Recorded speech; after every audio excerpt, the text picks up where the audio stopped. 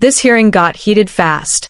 Senator Mazie Hirono directly confronted the Forest Service chief over major research cuts and the possible closure of a critical Hawaii Forestry Institute, demanding to know why the agency wasn't fighting harder to protect its own programs. And when the official tried to defend the decision as a business decision, Hirono wasn't buying it. Senator Hirono. Thank you, Mr. Chairman.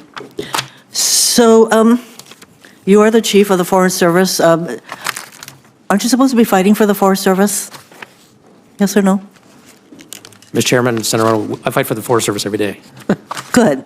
But meanwhile, you had, I'm listening to my colleagues talking about how you're zeroing out research, and there are all kinds of programmatic cuts that is happening within the Forest Service, and I don't see you fighting for them except to say, oh, well, we're partnering. Okay, let me get to my questions. The Institute of Pacific Island Forestry in Hilo, Hawaii is on the Forest Service's list of research and development facilities slated for closure. This institute services 7 jurisdictions that cover an area as large as the continental U.S. Were you aware of that? Yes, ma'am. Yeah. And has laboratory space and equipment found nowhere else in the Pacific region. Were you aware of that? Yes, ma'am. So while USDA claims that these closures are an effort to move leadership closer to the forests and communities it serves, this institute is already located in the very communities that it serves. Are you aware of that? Yes, ma'am. So people back home are very concerned about this announcement, and I have yet to hear from anyone who thinks it's a good idea. So during a briefing that Chris French, your associate chief, hosted with my staff 6 weeks ago, he stated that closing the facility is strictly a business decision and that its deferred maintenance needs are more than $17 million. I would like to have information from you specifically justifying how you got the $17 million, because I would dispute that amount as what is necessary for deferred maintenance. Can you get me that information? Mr. Chairman, Senator Hirono, I've got some information here today to share with you. So I have repeatedly requested this information about the $17 million, and so far I have not been provided any details to support that figure. So you are sitting here telling me that you will get me that by the end of today? I will give it to you right now. Yes, ma'am. Good, thank you. So that $17 million is the... No, excuse me, you can give me that and I can look at it. Okay. You don't have to justify right at the moment, although it's, okay. So, no one that I talk with who has any familiarity with the facility, which you have familiarity with what the area is covered, et cetera, understands what you are doing with closing this facility. So now I'm told that this is a business decision.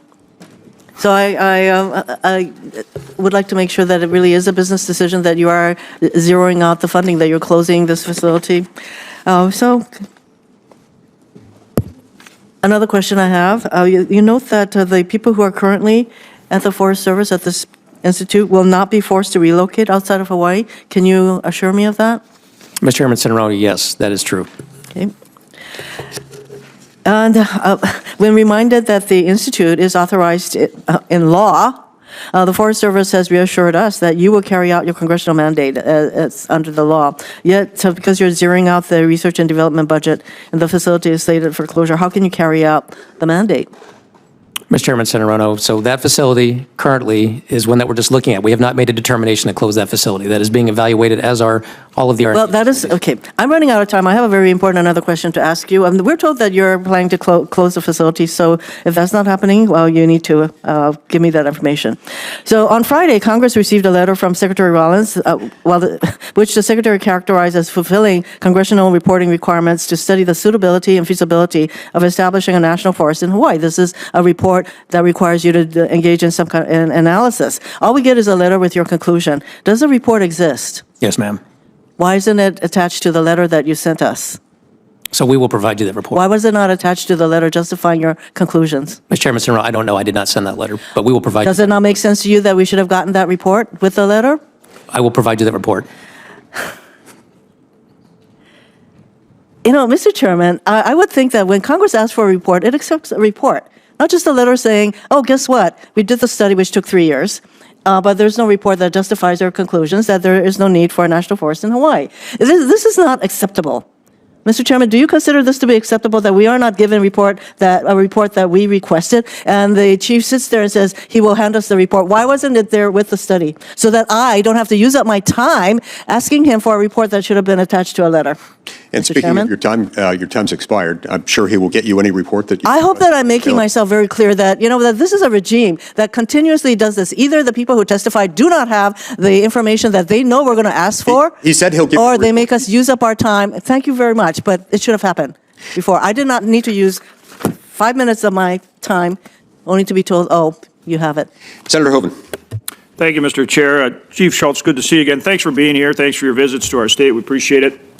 And looking. This exchange perfectly captured the growing frustration many lawmakers have with federal agencies facing budget cuts and restructuring under the Trump administration. Senator Mazie Hirono came into this hearing clearly prepared and deeply frustrated. Her opening question immediately set the tone. Aren't you supposed to be fighting for the Forest Service? That wasn't just rhetorical. It was an accusation that agency leadership was accepting cuts instead of resisting them. The focus quickly turned to the Institute of Pacific Islands Forestry in Hilo, Hawaii. Hirono explained why this facility matters so much. It serves 7 Pacific jurisdictions covering an area as large as the continental United States and contains unique laboratory equipment unavailable elsewhere in the Pacific region. In other words, this isn't some small, redundant office. It's a major research hub. What made the exchange especially tense was that the Forest Service chief admitted he knew all of this. He acknowledged the Institute's importance, its unique capabilities, and the concerns from local communities. Yet despite all that, the facility still appeared on a closure list. That contradiction is what Hirono hammered repeatedly. She also challenged the justification being used for the closure, specifically the claim that the building had over $17 million in deferred maintenance costs. Hirono revealed she had repeatedly asked for documentation supporting that number, but had not received it. That moment exposed one of the biggest tensions in congressional oversight hearings. Lawmakers often feel agencies withhold key information until they are publicly pressured. And honestly, that became one of the most damaging moments for the agency. Because once the chief suddenly claimed he had the information available right there during the hearing, Hirono exploded in frustration. From her perspective, Congress shouldn't have to waste hearing time demanding documents that should have already been provided. This wasn't only about Hawaii. It was about transparency, accountability, and whether agencies are being fully honest with Congress about how these decisions are made. Another important moment came when Hirono questioned how the agency could still fulfill its legal obligations if it was simultaneously cutting research funding and potentially shutting down facilities responsible for carrying out those duties. That's a serious issue because many federal programs are congressionally mandated. Agencies can't simply claim they'll continue the mission while removing the infrastructure needed to do the work. The hearing also revealed a broader political divide over federal spending priorities.